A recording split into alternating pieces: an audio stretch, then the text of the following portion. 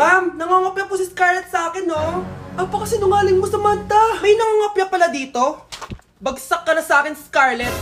Apakasama talaga ng ugali mo, Samantha. Nay! O anak, anyari sa'yo? Binagsak ako ng teacher ko. Naniwala kasi siya kay Samantha na nangopya daw ako. Totoo ba yun, Scarlett? Hindi, Nay. Siya talaga yung nangopya sa akin. Walang iya yan ah. Humanda siya sa akin. Tara, anak. A few moments later. Ma'am, bakit niyo po kami pinatawag dito? Eh, kasi yung anak mo, sinungaling. Siya naman talaga yung nangopya kay Scarlett eh. Hindi po totoo yan. Para malaman natin kung sino nagsasabi ng totoo sa inyong dalawa, mag-quiz na lang kayo ulit. Patay ako nito. Humanda ka ng mapahiya, Samantha.